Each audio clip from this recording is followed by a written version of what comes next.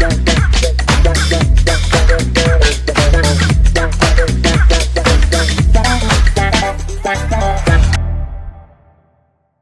and welcome back to the Real Family Reviews podcast, formerly known as D&D Reviews. I'm the daughter. And I'm the dad. And grab your popcorn because today we are talking about Five Nights at Freddy's 2. Freddy Fazbear's Pizza. Definitely not the Freddy's I remember. You're thinking of the franchise location. This is the original. Nobody's been here for decades. Some little girl got murdered here. Do you guys hear that? Hear what?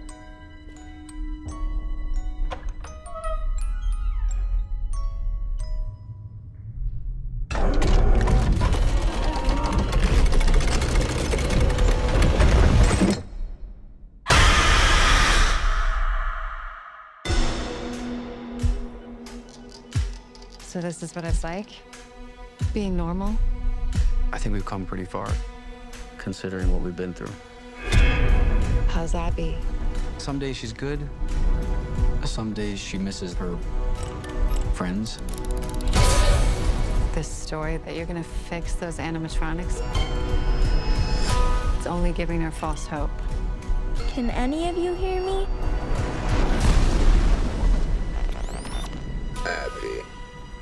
Abby, help us. Come find us. I will show you the way.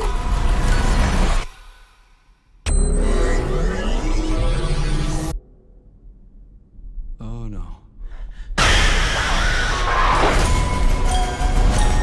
They're out there, Mike. Where? Everywhere. Where are you gonna run to? I'm not done with you.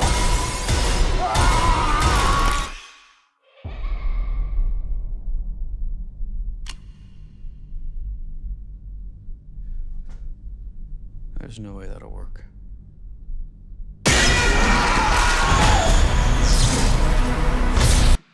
Which we just saw, Half an hour ago. yeah, literally just came out of the latest showing that we could find in our local theatre. So yeah, we just saw it. So yeah, go see it. Come back for our thoughts because we're going to be spoiling. What did you think of this? Just a quick did you like it? Did you not? I did like it, yeah. Yeah? Oh, I did like it. I liked it, yeah. Okay. It confused me. For context, we did see Five Nights at Freddy's when that came out, the original. I think it was 2 years ago. So yeah, we saw that when that came out. I never realised that it was a game. Until just now. Even though I saw the original one, and I thought it was really strange to film. I thought it was some new genre of weird comedy, almost like a Disney horror in its way. But yeah, this one was better because it's heading more towards being a film. Yeah. I do think. I think the first part of this I didn't really enjoy, but then the second part I did. I don't know. We jumped a lot.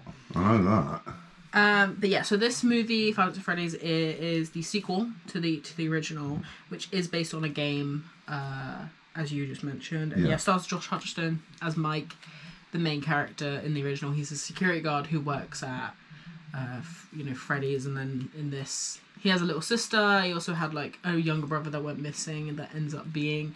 Go watch the original as well because it ties in. They do tie into each other, don't they? Tie in a lot. But the first one is funny. I remember when that came out, it kind of broke a world record of box office. Wow, it's amazing how games that turn into films do this.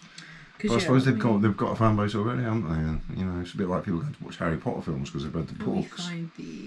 The original cost 20 million to make, and then made just under 300 million. Wow, this must have cost a lot more to make. This one, let's see, 36 mil, but it's just came out on Friday, and it's already made 109 million. Okay, yeah. So that's a lot. It's Sunday now, so that's 30 million a day. And it's only been out 2 days. 2 days. 3 days. Yeah. So it's already made back its budget, which is is interesting. Obviously, it means we're going to get another. Was it who? So who directed this then? Was it like a famous director? No, Is he so famous it's for anything? Emma Tammi, who only has female director who's only made the other movie, and then a movie called The Wind in like 2018. But before that, yeah, she's just directed Five Nights at Freddy's, like the original. Yeah. So if you want to go into some more, we could talk about like, you know, a few different things. What did you think of the tone in this?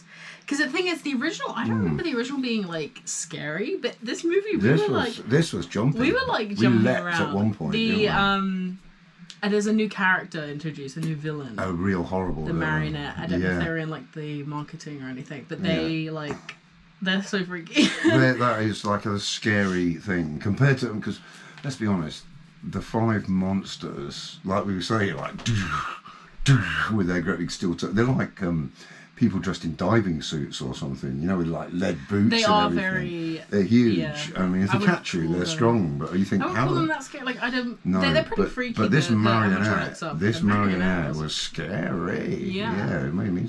I was scared of it. I don't like to be in the dark alley. Yeah, the way it can jump from person to person as like well. That's an interesting thing, because the original, I guess, was kind of supernatural based, but this is like pretty more. But you had to have the parts of the children inside them to make them.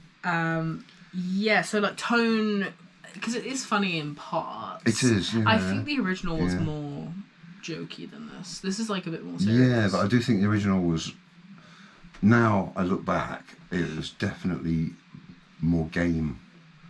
You could tell. I was saying to you afterwards, right? You can kind of tell how this was a game in the fact of it feels very like what would you do in this, you know, because I mean the original not the original, sorry, the game is like from the first person angle, and you can kind of tell you know how that you could transpire that into a game, because it's like there's a scene where he's at the laptop and he's all like, and it feels like press X to do this, and it's like, and he's found the puts the mic up, so and he's like, going down. You can kind of tell how it was a game, like initially. Now that you like know that, but this also has more film features in it, I think. Yeah, I don't know if this is the next one, because there is going to be a part 3. I don't know, because it's so funny. A lot of the time with series and with movies and stuff that are based on other things, but then they've gone off. I always think the main one I think was 13 Reasons Why. The first season of that show, which is actually pretty good, is based on a book by Jay Asher, but the other 3 seasons after that are just based on nothing, which is why that show goes so downhill so quick. Yeah, it collapses. So it's like, I don't know if all this stuff in Five Nights at Freddy's 2 is in the original game, like the part 2 of the game. Oh, I don't know how much. Never sort of play that? I've never, no, like not that far in. Like the general concept of he works at, you know, this place that we said it's kind of like Chuck E. Cheese style. Yeah. It always feels like it would be Chuck E. Cheese in real life. Other fast food places are available. But yeah, I'm not too sure like the sequels of the games how much it gets into the lore of it, because there's like backstory there that there has to be a bad guy, doesn't there, who controls these innocent puppet things, which was the father, Alston guy, whatever his name is. And now it's the marionette, which has got this rage against the world, which is this kid who was murdered. Yeah. And that's in charge, but that's bad. That's a bad. It controls all by wireless as well, really kind of strange. So, I mean, and that's going to be in the next one, and it's free as well, isn't it? It's out in the world. Yes. Able to do damage. So Matthew Lillard, I did see a lot of people. His main complaints with this movie just being with Matthew Lillard, because he played like the main villain, as you said. Yeah, he's father. Vanessa's dad, and he in the first one he's like more of a role, and then obviously dies at the end. Yeah. But in this, it's like when they revealed he's coming back, it's like, oh, I wonder how they're going to do that, and it's like he really is just in a few flashback scenes. He appears in dream sequences, doesn't he? And it's like in the third one he definitely is going to be more of a character, because in the end of this. We are spoiling the movie, but in the end of this one, he like in the post-credits. If you stayed for the post-credits scene, because there's two, isn't there? There's an after credits and then a post-credits. Yeah. It's like he's gonna get out. Yeah. You know, so it's like in the third one he definitely will be featured more, but it is weird in this one he really isn't. Like he's in the not producing. He's marketing the movie, of course, with the cast, but he kind of just tortures his daughter, doesn't he? Yeah. You know, that's what his role is. Yeah, because she's going, I'm not scared of you, and then she runs off terrified when he comes after her. So it's like, you are scared of him, you know. He still haunts you. He haunts your dreams, because she has, at the beginning she has a nightmare, doesn't she? And when she talks to Michael, one of the many Michaels that's in this film. Yeah. She says to him, because I don't sleep very well, I have all these problems and everything, because she has these nightmares. Yeah, I mean, it's kind of hard to critique. I'm so curious how much of that, like, again, lore is in the original game, because obviously in this it's revealed that she actually has a brother who's also called Mike. Yeah, who was also basically, like, not a security guard, but he worked at the... Who is that actor? Because he is one creepy looking guy. I mean, I don't know whether they made him up to look like that. I want to go through the cast real quick, because obviously... He looked positively insane. Josh Hutcherson did play the original, like, character in the original Mike in the original. I said original a million times. Elizabeth Lail returns, but there is some new people, like McKenna Grace, who plays the paranormal girl. Yeah. And I feel like she was just in something that we saw. But yeah, when she was announced to be in this, I was like, oh, I wonder how much screen time she'll have, but kind of like not really. She didn't have that much, did she really? Because the thing got hold of her, and I thought it ripped her in half. Yeah, like, you know, took over. You know when it was running down the corridor chasing Michael, who turned out to be the son of... Yeah. And he was running down the corridor towards him. It's like she was running on her hands and she had no legs or anything. But she became a marionette, and the marionette had those long... Kind of reminded me of Megan. You know, seen a Megan where she runs after, like, the bully scene, after that scene, and she's running on all fours. And it's like kind of freaky. Scuttling, yeah. We don't love the Megan. I'll link the Megan to review we did down below, but we're not, like, in love with the Megan. No. Like, robot movies like this, it's always so funny how... But that was better than the original. I like the singing scene in that. I feel like a lot of people...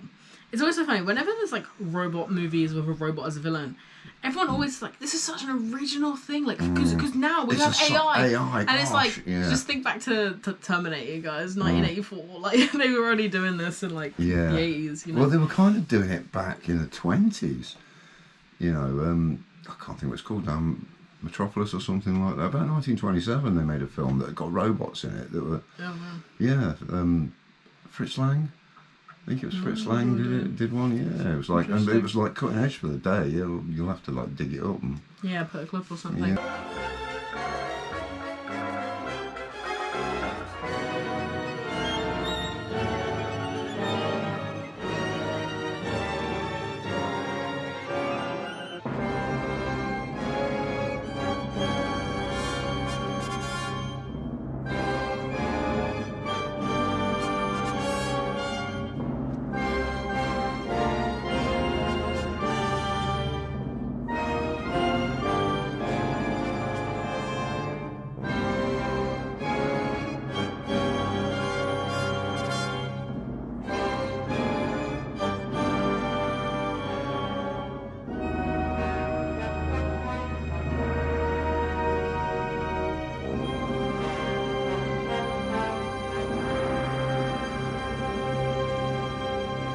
But yeah, that's interesting. I didn't know that. Yeah, was it was in German, but the name meant literally in German. It meant like robot humans, and they were like literally robot humans. That's what they were. They were, you know, and that was like 1927. That was released. So the idea has been around because I suppose that there's no appealing to their better side. I mean, in this film, she's going, look, they're innocent. She's innocent, you know. And it's like, hard to, like, they don't care. They don't have empathy, so it's kind of... They follow their instructions, don't they? It's kind of tough to plead with them, you know. They won't have it, because they have their instructions and they follow those. But yeah, so I'm going to check. I want to know if there's been any, because a lot of people were saying that they think they filmed 2 and 3 like back to back, but there's been nothing about that. So I'm curious if that actually... They've really kept it secret if they have. Because the filming of this one took place in November last year and wrapped in February. Okay, so it's coming out in December. So we've got it out pretty quick. Random December release suddenly. Pre-Christmas, I suppose, so everyone can enjoy the but treat. it's like not Christmas. But they were really strict as well. When we got to the theatre, they had a sign saying, because it's a 15 in this country. Yeah. And they had a sign saying, you need ID. Have your ID. So I think it's just because to this a lot of film, people, to specifically get into this film. I think a lot of people were are seeing it, I guess. Yeah, trying to sneak the kids in. But yeah, and it's so funny because this movie stars Megan Fox as the... Yeah, Megan without the H. Yeah, no, I think that... Do you think it is Megan Fox and it's just... Because she is the voice of Chica. Yeah. And it actually is her. Is it her? Yeah. Okay, yeah, but she takes the H out there. Yeah, we were like... We didn't know it was her because we thought she had a H in her name because we stayed for the credits and we were like, oh, it's not her, but no, it turns out it's her. Which I guess she in the original, maybe? It's hard when it's the voices to tell kind of thing. But yeah, what were some like weak moments that you thought? Gosh, I'll tell you the bit I hated. Yeah. There are a lot, but the bit I really hated because there was no even attempt to explain this was when the girl who is the daughter, I can't remember what her name is now. Yeah, Abby. Not Abby, the girl, Vanessa, yeah. Vanessa. She's rushing off to save Abby because he's tracked one of where Abby is, and she's rushing off to that address, and she's in a car, and suddenly two of these things appear on top of the car and start, when it's driving at 60 miles an hour down the freeway, start smashing the windows in, and it's like, where the hell have they come from? How have they just appeared? I don't know, there was kind of a lot of moments like that. There's moments where they just appear. Josh Hudson's character is like at the computer doing something, and then one of them will just be there, and you're like, oh my god, how did they sneak up on you with the way that they? Because when they're walking around, they literally make that background noise. They go. You can hear them. So it's like, how do they just like sneak up and appear? And yeah. I mean, for me, the weak parts probably just come from the fact it's so much like crammed in because. Obviously, you know, the original, it was kind of like Matthew Lillard is playing a guy who is just killing kids and putting them in court. And like, yeah, he's a serial killer, it's like, isn't he, he's still there, technically. Yeah. But then you've got the marionette, which the marionette is cool. But then it's like Charlotte, she died, and now she's trying to avenge her own death by killing parents that were there. But Matthew Lillard's still also there, kind of. So it's like you've only got two people. There's a clash of interest, isn't there, with these bad people? So it's just like... But it's because it's a different location. I do like the fact that in this movie, there are two locations. It expands like Freddy's in general because they reveal there's another location where it had the marionette in. Which was the original. And it had like Charlotte. It was bigger and better, and it had the canal. Because obviously after she died in the opening, it was like they opened a different location, I guess. Yeah. Because it brought up loads of newspapers saying how it's going to close forever, and then it was going brand new opening of another place, and but you don't. I mean, how that guy could live in that town all that time and not know there were two of them. Yeah, I don't know. Again, I was wondering what state. There are holes in the plot that you could drive a truck through, aren't there? Really, there's no attempt. Also, I think that's because they're trying to hang on to this idea of the game, you know. To keep the lore of the game. Yeah, and I think they ought to abandon that altogether and just. Go with being a horror. All that opening scene took place in 1982, 20 years before. We were trying to work out the timeline. We didn't know if it was present day. Yeah, but it's 2002. Is it? Is that? Yeah. They never made any mention of that. But they never had phones though. Because I thought it later on because they were talking on the landline. I'm like, okay, I guess that's fine. Later on, she gives him a walkie-talkie and says we can talk with this. And it's like you'd think if you current day you wouldn't need. I'll phone you. Yeah, I'll text you. You wouldn't need that. So I think that's why. Well, they did that because it takes place 2002. You're right. There's use this incredible modern invention. I can't remember if in the original it says it, where it's like 2002 at the beginning of the original. Because the game came out in 2013, yeah. Yeah. Or I guess it would be 2001 because it was a year before. The first movie takes place a year before this one. Yeah, I mean, but this is the trouble with the modern day, that all things can be cured by the phone. By people phoning each other. Yeah, that's why a lot of the time they set movies like back in the 2000s Or they'll always have a scene where it shows them. I remember in the Black Christmas, 2019 Black Christmas, in that movie, there's a scene where it's just the villain picking up all the phones off the floor after there's been like a scene where he's like stabbed someone and everyone runs away.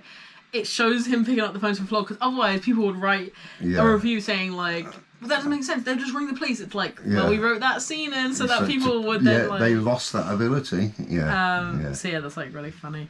What do you feel like technically in terms of movie, like cinematography? Do you like any of that? Any scenes that you kind of... Yeah, I liked... I'll tell you what I liked, especially when they looked... There was a bit when she looked down into the sewer or whatever. Oh, I know what you're saying. And above her... That was cool, yeah. So you're looking up at her like that as she stares down, and above her, the marionette with its hideous glowing eyes and its horrible face looks down at her, and as she pulls out her looks, it goes, and that was really... I like the length of that shot. I like the fact that it showed... I mean, because they do that earlier on, and there's a few other times where you see them behind. It was the earlier scene with Charlotte running, it was chasing, and you could see because Matthew Lillard, I can't remember. Racing with a knife like that, and she's carrying this boy that because she's tried to tell all the adults, there's a boy, he needs help. Yeah, we came in the movie already. There's like a million reviews who said this that we missed the opening. Okay. We're going to go on a mini rant because the thing is, whenever we get to the movies, let's just say we go for this movie started at 8:50. If we show up at like 8:50, the movie doesn't start till like 9:30. Yeah, it has massive. But if we show up for a movie that starts at 8:50 and we show up at like 8:20, it's already started. Yeah, it's like always. Whenever we show up on time, the movie. The trailers and stuff go on for like 40 minutes. And it's not the trailers, it's the adverts that bother me. Yeah, if we show up like 20 minutes late, it's already started. It's like, did you just not play any I know that Pepsi exists. I'm not going to drink it. I ain't going to drink Pepsi. What about Pepsi Max? I'm not going to drink Pepsi Max either. Oh, you know what they just brought out? Yeah. Little Trump squeezes. No, it's reduced. Every store in the UK right now it's reduced. It's new Pepsi Max gingerbread flavour. Gingerbread, and because for Christmas, but it's reduced every store. I've been to like a few of them in different cities over the past week, and they're all reduced. If they make it alcohol flavoured, I would drink that's funny. But so we showed up. So we're not too. I don't think we didn't miss anything. We didn't miss anything because it was just her running like to see. But I don't know if. Maybe that kid got hit or something. She'd seen him, and he was lying there, and there was a guy washing his hands, who I take it was Matthew Lillard. Lillard. I thought his name was... Oh, that's the actor, isn't it? Yeah, William. Alston is the character. Alston, yeah.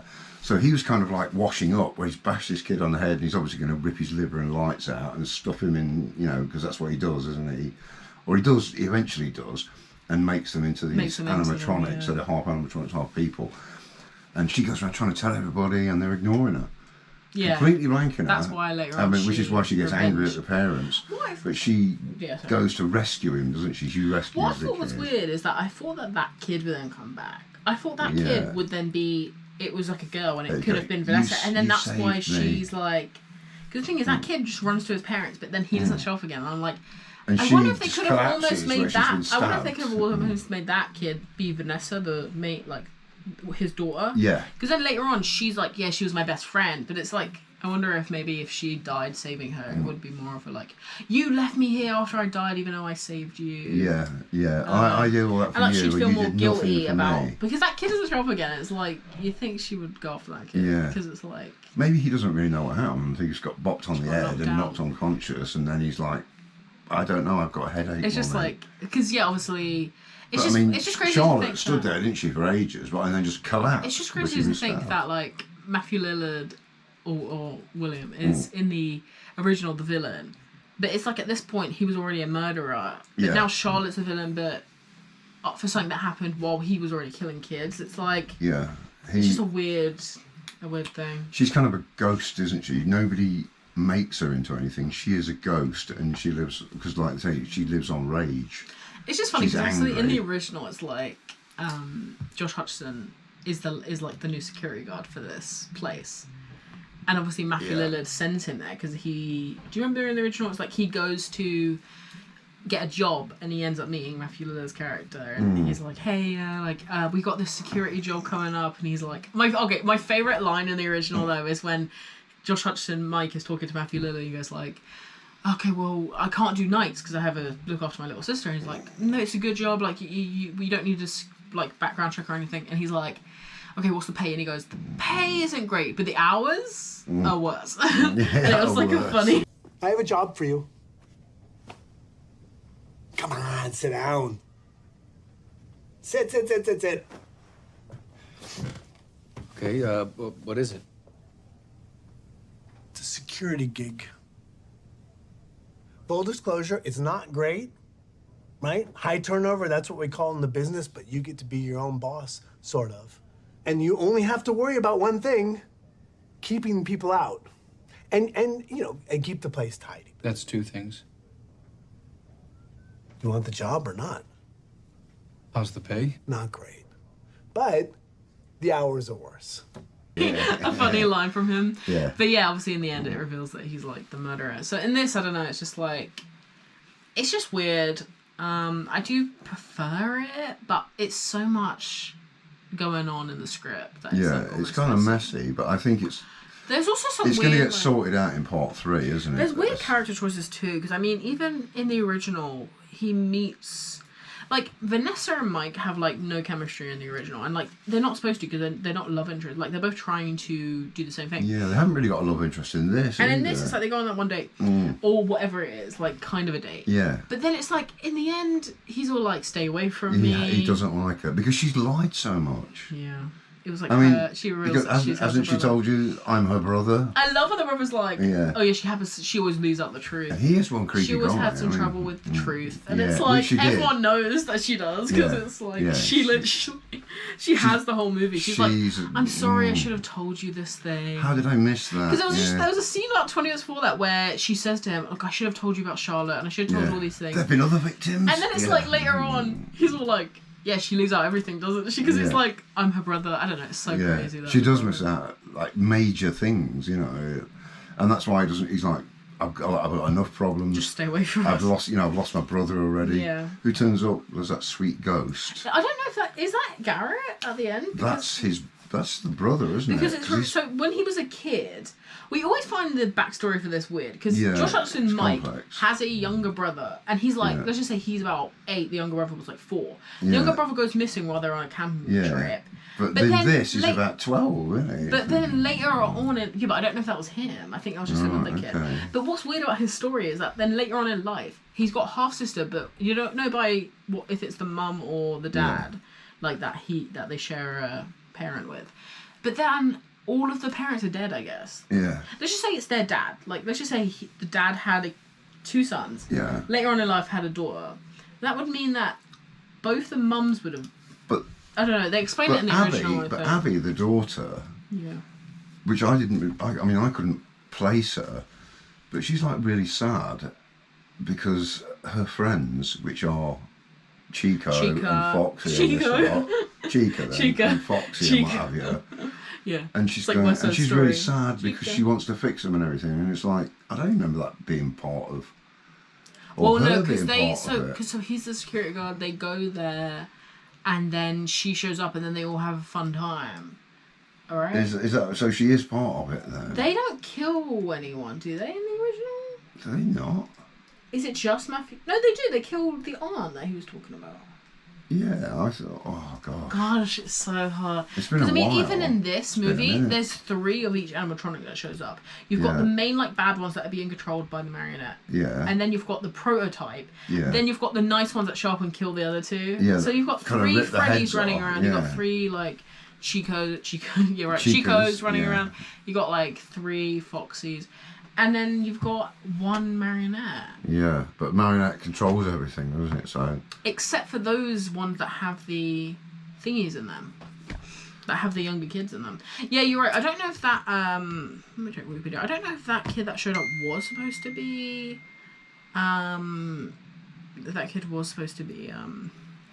Garrett that went missing. But let's see.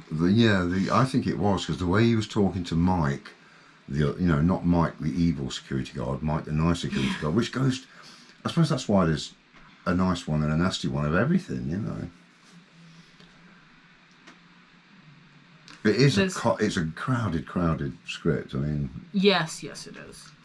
It almost would be better to have split this into 2 movies, I think. Yeah, but they've already split it into 2, haven't they? Because we've got another one coming up. No, I know, but I just mean like, I like how 28 Years Later did, where it filmed back to back, but then or like The Strangers. Yeah. As much as we don't like them, but like that. I like kind the original. But like, I mean, that they filmed all those 3 movies back to back, and then they released them over like a year. But you just have to hope that they're going to make sense at the end of it all. Because when we thought it was all over, and she goes and oh gosh, I can't think what her name is, and the daughter of Vanessa. She goes to the door, and she's like kind of looking out and like looking at her as they go, and the marionette appears out of nowhere and goes and possesses her, and her eyes light up. And it's like, oh my god, there's like now you've got more. Well, because that's what a lot of people, and including me, thought that what was going to happen, she was going to get possessed by the marionette.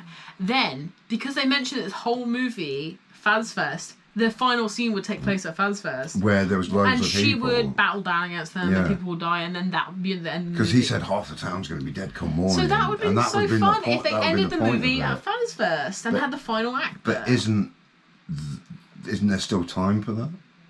What, for the next one? For the next film, yeah. I think the next one is going to be take place right after. Set at Fazfest. But I just wish the final act of this movie was. Yeah, but that would have been even more crowded with stuff. Because it showed you film of them, people wandering around and they're dressed up and what have you. It's just a bit unfinished, to be honest. It feels like. It's a bit raggedy around the edges. But I definitely jumped in several places. And I don't usually jump, but it did make me jump. It catch me out.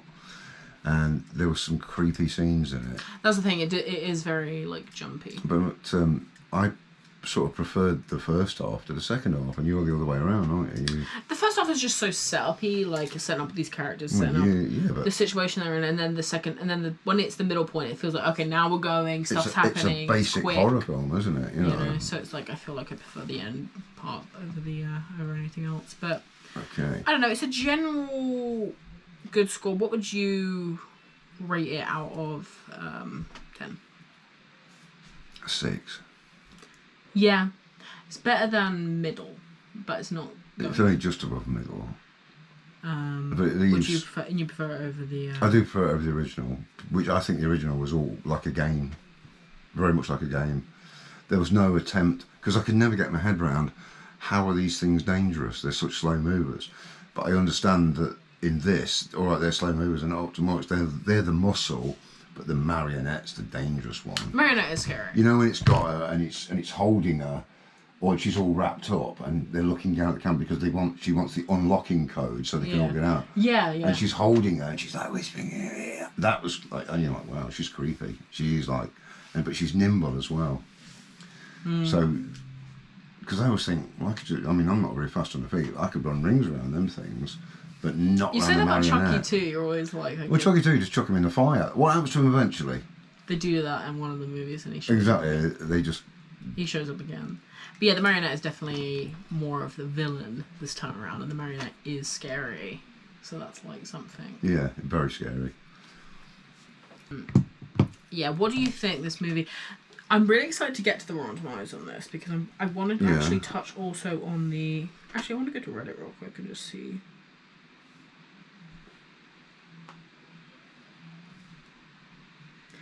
I mean, a lot of people from the Reddit discussion do seem to not like it. I think it's funny because obviously this movie is pointed for specific fans. Like it's made for fans of the game. Of the game, which makes me feel like this movie doesn't have a lot from the game in it because a lot of the games. That's the thing. I don't know if any of that stuff introduced is in the game because a lot of people tend to not love this movie, and I'm like maybe it's because they changed up stuff. Yeah, but you can't hang on to things forever. You can't just we'll go and see Five Nights at Freddy's 2 and it'll be just like Five Nights at Freddy's 1. What is the point?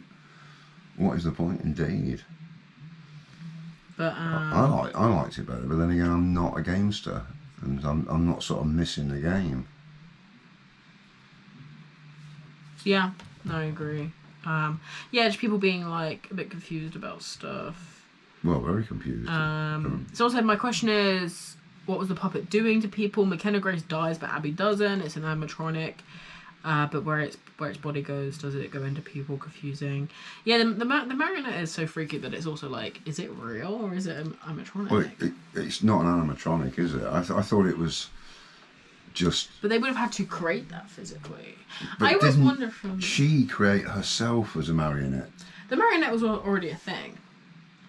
The marionette. Well, she just possessed it, but yeah. she can go off and possess anything because she's just there. She's not been introduced by anybody, and she doesn't think about the Freddy's, the Foxy and all those people. They had physical parts. They had physical parts of children in them, didn't they? So they physically existed as something. She didn't. She's just like a presence, a ghost. You know, she was living through anger, and she's having a look round, and she goes, "Well, I'll occupy this marionette thing over here when I need an actual presence." To be fair, someone did say, "Why was the marionette possessing people? I just wanted game accuracy, man." So I guess the marionette. Game accuracy. So I guess it doesn't in the game. I guess. No. It's hard for us. I'm sorry to anyone who's like into the game. Deeply into it. Yeah. And we're all here like, does that happen? Do you think? It's like we just don't know because we only saw the original movie and then this one. We don't watch any. And you've seen the original game, is it? Well, I've watched some playthrough when it was like a big thing back in the 2010s time. Yeah. But I've never played it myself, so I'm not too sure if. Yeah, I mean game accuracy. I just don't. I don't get it. Same. It's a film. It's not a game. Well, no, but it's alright. It's a film based on a game, but so. Okay, what do you think? This movie, I'm very excited to see. I want to see the Rotten Tomatoes as well for the original, like Five Nights at Freddy's, because we obviously wasn't reviewing movies then, so we obviously didn't get to know it. But I'm curious what you think. Okay, what do you think the original got? I think the original. I reckon that critics will hate it and they'll give it 30, and I think that people will really like it. I think they'll give it 75. 85 on audience. Okay. Yeah. 33 on. So I was right in what I sort of thought then, that critics didn't like it and the audience did like it. Okay, then what do you think for this one? I think the critics again won't like it, but I'm not as certain. So I think the critics again will be 35 and I think it'll be 60 on the audience. 60. This is actually probably the most separate I've ever seen a critic and audience. Okay. Audience 88. Wow. Critic 12. Wow. I've never seen. That's like over 60. That's a 76-point difference. It's crazy. That's massive. Yeah, that is massive. Like I've never seen audience almost 80%, 90%, and then critics is like 10%. Yeah. If you're rounding up and down, that's crazy. Don't you think? That is amazing. Yeah, but I can understand why critics are there to criticise films and they don't see this as a film. I feel not fair. I mean, most people give it 0 out of 10. Like, come on, there's something there, you know? 0 out of 10. Who's this giving it 0? Just That's like mad. critic reviews. Okay, yeah. Just people that. Yeah, well, they're there like, just gotta give it a 2 out of 10, you know? They are there to criticise, aren't they? But it's 0 out of 10. Haters gotta hate. Because, I mean, even the animatronics are great in this. Like, you can say that they're great. I think the animatronics look really good. I liked the. Even if the plot and script aren't great in this, there is definitely stuff to love. So I feel like 0 is a bit unfair. Yeah, there are definitely some good shots in it. There are definitely some good bits in it. But you know what's kind of crazy is the fact that I'm pretty sure Fantasy Island got 12 as well, which means this movie is and probably went down after this that. This movie is the exact same as Fantasy Island. And I hated Fantasy Island. We both did. That's why I'm. But I like this. I like this enough anyway. Yeah, better than that. Yeah, I wouldn't rush to see it again. But I'm not sad that I saw it. Fantasy Island is actually 9. Sorry. I was going to say it probably went down a bit. yeah. But like, I feel like that's unfair to this movie. It's like pretty okay, and it's. But critics are there for different things, aren't they? All that matters is what people think because they go to see films and they pay, don't they? That's where films make their money. A side note, while we're here, it's so funny because they just had the premiere for this a few days ago. If anyone's seen the TikToks, Elizabeth Lail, who plays Vanessa in these movies, kind of came under fire for her. She got like a little bit of controversy because of the should we find it? The outfit she wore. Oh, she wasn't dressed as a Ku Klux Klan member or something. Was she crazy? That would be so. No, it's just that her outfit was really. I'll put obviously a thing on screen for you guys to see. She basically just had like kind of a see-through-ish Oh, right, outfit. okay. So, like... Oh, yeah, well worth a gander. You're right, I don't like showing you, like, you're gonna... let's have a closer look, yeah. But, yeah, it's, like, kind of see-through. Breasts on display. I guess I'll put like I think it looks fine. I think it looks too. Yeah. I think it's a bit kind of harsh for these. They're comparing us to other people, aren't they? What happens sometimes with these celebrities? Their outfits are actually more transparent than they think. So when they get like lighted, they're under review, aren't they? Yeah. When it gets lit, it looked different in the house, and then she comes out, and it's a bit more revealing than she thought. Look, this is all the cast at the review at the thing. Because the nipples are like definitely on display. How is this not okay? Are they saying? When Sydney Sweeney should. Everybody always talks about Sydney Sweeney. But yeah, this is Josh. I always love how he's the short king, Josh Hutcherson, is. He's like 5 foot. He's tiny, isn't he? He was like, so you could tell when he was there, he was standing on an orange crate or something. But the scene at the beginning where that friend comes over, the guy who later on shows up and punches Mike, the other Mike, that guy is like 6'2" and Josh Hutcherson's like 5'6". They were like this. He was looking up at him like, come on, you know. It's like. I don't know why it was. Remember when they went on that date, and he was sat there and he was kind of eating the bread and crumbling it, and the guy waited to come over. He was so short. He wanted to slap. This is such a weird scene. He scrapes up the breadcrumbs, and then she does the same thing, and he scrapes. Rule of three in movies, yeah. If they introduce something like 3 times, it means it's important. It's there for a reason. In this dinner scene, he comes over and he spills some of the bread on like one of the some crumbs on the table. And one of the waiters come over and they quickly usher it off the thing. Almost like pushing out the way to do it. When she shows up and she sits down a few minutes later, it happens again, and I'm just thinking, a third time, involved in this. That waiter's going to come over and it's going to be like, rah, I'm an animal, and then she's all like, oh my god, it's scary, and then it's like, are you okay? And it's like, I thought something. No, if they just have a fine dinner and then it cuts to the next scene, I'm like, why have that? It was weird. Have that like in the movie? Because they introduced it twice. You'd think that they would... Because he says, it's just like they're really strict on that here. Especially because it wasn't just like in the background. It was like it was a thing where the guy was like, excuse me. He rushed forward straight away. And then they look at each other like, it wasn't like they're bringing the soup in, the first course, and he clears the table for that purpose. Know if that's just like, he did it straight. The guy's still holding the bread. I don't know if that's just supposed to be like the writer of this movie went to a really fancy restaurant, and then that happened, so then he decided to write it in just to show how fancy like this restaurant was. This is what real restaurants do. But it was so random. It was weird. It was odd. But comment down below what you guys think. I think that's kind of all we have to say about it. Yeah. I'm so curious what everybody thinks, especially if you are a fan of the games. Like, how do you sorry that we made so many mistakes, obviously, with the stuff. But yeah, comment down what you guys think, and please join us next time for another review. Bye. Bye.